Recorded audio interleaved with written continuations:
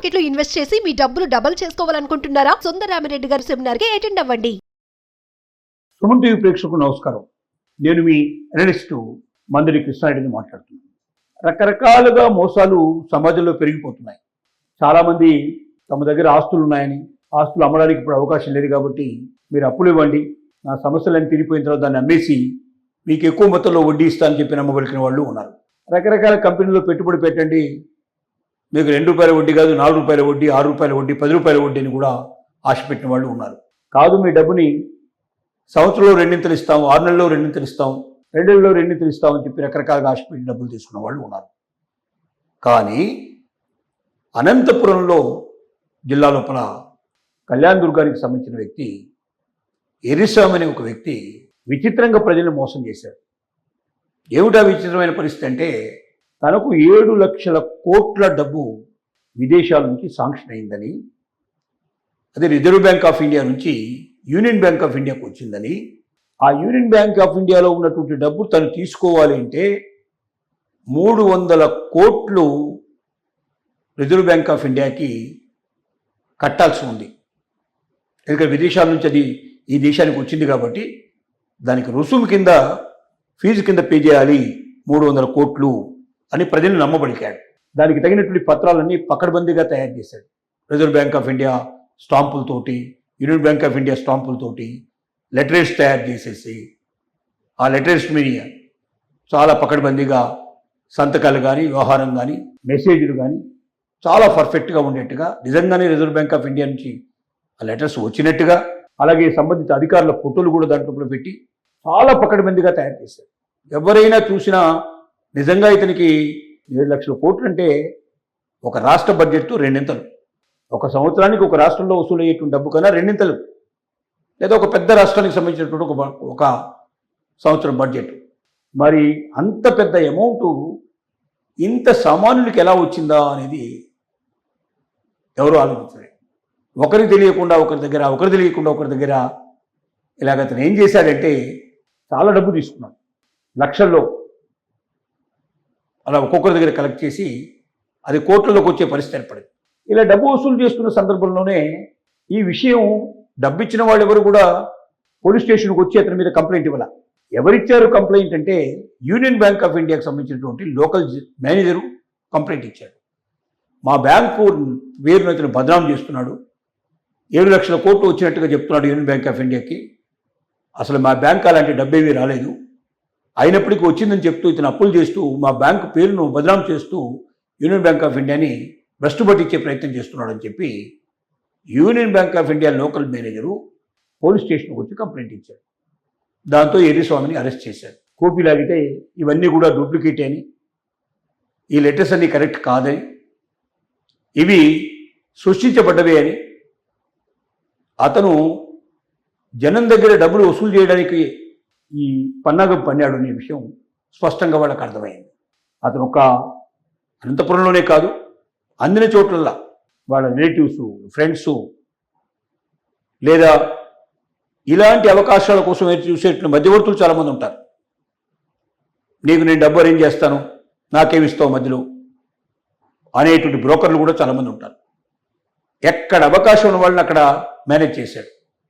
వాళ్ళ ద్వారా కోట్ల రూపాయల సొమ్ము వెనక్కేసుకునే ప్రయత్నం చేశాడు. ఇంతకుముందే ఇలాంటి, ఒకసారి అరెస్ట్ అయిన తర్వాత ఇతని గురించి తెలుసుకుంటే ఇలాంటివే ఇంతకుముందు కొన్ని చేశాడని, పట్టుబడి జైలుకు వెళ్ళాడని, ఆ తర్వాత బయటకు వచ్చి మళ్ళీ అదే పని చేస్తున్నాడనే విషయం కూడా అర్థమైంది. ప్రజలందరూ కూడా 1కి 10 సార్లు ఆలోచించాలి. ప్రతి నిమిషం మోసం చేసేవాడు తయారవుతున్నాడు. ప్రతి వ్యక్తి కనబడ్డవాడిని నేను ఎలా ఉపయోగించుకోగలను, ఇతని ద్వారా నేనెట్లా లబ్ధి పొందగలని ఆలోచిస్తాడు తప్ప మీకు మేలు చేయడానికి ఎవరు సిద్ధపడు. లక్షల కోట్లు ఎక్కడి నుంచి వస్తాయి? అతని బేస్ ఏమిటి? లక్షల కోట్లు ఎవరికి వస్తాయి? అంత పెద్ద పెద్ద కంపెనీసు మన దేశంలో వేళ్ల మీద లెక్కించదగినట్టు కంపెనీస్కి వచ్చే అవకాశాలు ఉంటాయి. అది కూడా ఇతర దేశంలో చాలా తక్కువ వడ్డీకి దొరికేటువంటిదట. అక్కడ ఉన్నటువంటి పార్ట్నర్స్ ఏమన్నా కలుపుకొని పెడితే, అక్కడ ఉన్నటువంటి సెక్యూరిటీస్ ఏమన్నా ఇచ్చేసి, అక్కడి బ్యాంకుల్లో ఏమైనా వస్తే ఆ బ్యాంకుల నుంచి డైరెక్ట్గా reserve Bank of India through వాళ్ళ అకౌంట్లోకి వచ్చే అవకాశాలు ఉంటాయి. అది పర్సనల్ అకౌంట్లోకి రావు. అంత పెద్ద మొత్తాలు పర్సనల్ అకౌంట్కి వచ్చే అవకాశమే ఉండదు. అది ఖచ్చితంగా కంపెనీస్ పేరు మీదనే వస్తాయి. అలాంటి కంపెనీలు మామూలు కంపెనీలు ఉండవు, ఫార్చ్యూన్ కంపెనీస్ అయి ఉంటాయి. అలాంటి కంపెనీలకు మొత్తం తప్ప వేరే అవకాశాలు లేవు. ఒక ఒక సామాన్యమైన వ్యక్తికి, ఆ రోజు పూట గడవనటువంటి వ్యక్తికి 7 లక్షల కోట్లు తన అకౌంట్లోకి వచ్చాయంటే నమ్మి లక్షల్లో అతనికి అప్పిచ్చిన వాళ్ళు, తర్వాత అధిక మొత్తంలో వడ్డీ ఇస్తానంటే ఆశపడ్డవాళ్ళు ఇంతమంది ఉన్నారా? ఇంతమంది ఈ రకంగా మోసానికి పాల్పడ్డారా? అంటే అతన్ని సమర్థించారా? అతని మోసంలో భాగస్థులైనారా? అంటే ఇది నిజమే. ఇతనొక్కడే కాదు, మన మధ్య ఇలా తిరుగుతున్న వాళ్ళు చాలామంది ఉన్నారు. బురుడి కొట్టిస్తూ మన దగ్గర ఉన్న డబ్బులు కాజేసేందుకు సిద్ధంగా ఉన్నారు. రకరకాల ప్రకటనల ద్వారా మోసపూరితమైన ప్రకటనలు చాలా వస్తున్నాయి. ఇలాంటి మోసపూరితమైన ప్రకటనలో మీరు కన్జ్యూమర్ కోర్టులో దీనికి వ్యతిరేకంగా మీరు కోర్టులో కేసు వేసేందుకు మీకు హక్కు ఉంది. మిస్లీడింగ్ అడ్వర్టైజ్మెంట్స్ అంటారు. మనుషుల్ని తప్పుదారు పట్టించేటువంటి ప్రయత్నం చేసేటువంటి ఏ రకమైనటువంటి ప్రకటనైనా, అది టీవీలో వచ్చినా, పేపర్లో వచ్చినా, సోషల్ మీడియాలో వచ్చినా, ఎక్కడైనా ప్రకటన రూపం లోపల అది వ్యాప్తి చెందేందుకు అవకాశంగా కరపత్రాల ద్వారా కానీ, వాల్ పోస్టర్ల ద్వారా కానీ, ఏ ఒక్క అవకాశాన్ని వదిలిపెట్టకుండా దేని ద్వారానైనా సరే మనుషుల్ని తప్పుదోవ పట్టించేటట్టుగా, మోసం చేసినట్టుగా ఉండేటువంటి మోసపూరితమైన ప్రకటనల మీద మీరు వినియోగదారుల కోర్టులో కేసు వేసి మీరు నష్టపరిహారం పొందేందుకు మీకు అవకాశం ఉంది. కాబట్టి ప్రతి వ్యక్తి ఒకటే ఆలోచించాలి, నాకు ఇంత సులభంగా డబ్బు ఎందుకు వస్తుంది? ఇది సాధ్యమేనా? అతనికి ఎందుకు వచ్చింది? ఇది సాధ్యమేనా? నిన్న మన దగ్గర మన మధ్య తిరుగుతున్నవాడు అసలు అతని వెనక ఏ బ్యాక్గ్రౌండ్ లేదు. అలాంటి వాడికి 7 లక్షల కోట్లు అతని అకౌంట్లోకి వచ్చాయంటే ఈ కాగితాలు పట్టుకుని మనం నమ్మడానికి వీలుందా? ఇందులో ఏదైనా మోసం దాగి ఉందా అని ఎవడైనా పోలీస్ కంప్లైంట్ ముందరే ఇచ్చి ఉంటే అసలు అతను ఇంతకాలం ఇంతమందిలో తిరిగి ఇంతమంది దగ్గర అప్పు చేసి ఇంతమందిని మోసం చేసేటువంటి పరిస్థితి ఉండేది కాదు. కాబట్టి ప్రతి మనిషి జాగ్రత్త పడాలి. ఒక్కసారి మన జేబులోంచి డబ్బు బయటికి వెళ్ళింది అంటే, మన అకౌంట్లోంచి బయటికి వెళ్ళింది అంటే తిరిగి మన దగ్గర రాదు. ప్రతి పైసా చాలా విలువైంది, ప్రతి రూపాయి విలువైంది. కష్టపడి సంపాదించుకున్న డబ్బు ఇది ఎవడి చేతుల్లోనే పడి, మోసగాడి చేతుల్లో పడి ఆ డబ్బును మనం కోల్పోయే పరిస్థితి రాకూడదంటే ఏదైనా ఒక వార్త చెప్పినప్పుడు అది నిజమైందా కాదని తెలుసుకోవడానికి అనేక రకాల మార్గాలు ఉన్నాయి. ఒకటి ఆర్బీఐ సమాచారం, రిజర్వ్ బ్యాంక్ ఆఫ్ ఇండియా ఇలాంటి వాటన్నింటినీ నివృత్తి చేస్తుంది. ఒక్కసారి రిజర్వ్ బ్యాంక్ ఆఫ్ ఇండియా వెబ్సైట్లోకి ఓపెన్ చేసుకొని మీరు లోపలికి వెళ్ళి అక్కడ ఉన్నటువంటి ఫామ్ని ఫిలప్ చేసి మీకు వచ్చిన డౌట్ని రిజర్వ్ బ్యాంక్ ఆఫ్ ఇండియా అధికారులకు ఇన్ఫర్మేషన్ పంపిస్తే అది నిజమైందా కాదా అనే విషయాన్ని మీకు తెలియజేస్తారు. ఇప్పుడు ఎరిస్వామి లాంటి వాళ్ళు ఏవైతే పత్రాలు చూపించారో ఆ పత్రాలను ఒక జిరాక్స్ తీసుకొని ఆ జిరాక్స్ను మీరు అప్లోడ్ చేసేసి రిజర్వ్ బ్యాంక్ ఆఫ్ ఇండియాకు పంపిస్తే క్షుణ్ణంగా వెంటనే అవి నకిలీవని, అది ఫోర్జరీవని డాక్యుమెంట్స్ అని వెంటనే చెప్పడానికి అవకాశం ఉంది.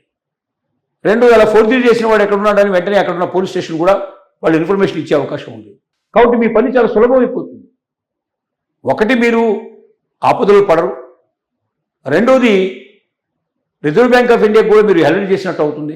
ఇంత పెద్ద మోసాన్ని బయటికి తీసుకొచ్చి దేశానికి అందరికీ తెలియజేస్తే భవిష్యత్తులో ఇలాంటి మోసం చేసే వాళ్ళ సంఖ్య తగ్గించే అవకాశం ఉంటుంది. కాబట్టి అటువైపుగా ఆలోచించకుండా మనం ఇలాంటి అవకాశాల కోసం ఎదురు చూస్తూ మోసపోవడానికి సిద్ధపడేందుకు ప్రజలు ఎంతకాలం అయితే సిద్ధంగా ఉంటారో అంతకాలం మోసం చేసేవాళ్ళు కూడా మన చుట్టూ తిరుగుతూ ఉంటారు, మనల్ని ఊబిలోకి లాగే ప్రయత్నం చేస్తూ ఉంటారు. తప్పనిసరిగా మనం ఊబిలో చిక్కుకుంటాం. తద్వారా మన జీవితాన్ని, మన కుటుంబాన్ని మనం పూర్తిగా నాశనం చేసుకున్న వాళ్ళవుతాం అనే విషయాన్ని మనం గ్రహించక తప్పదు.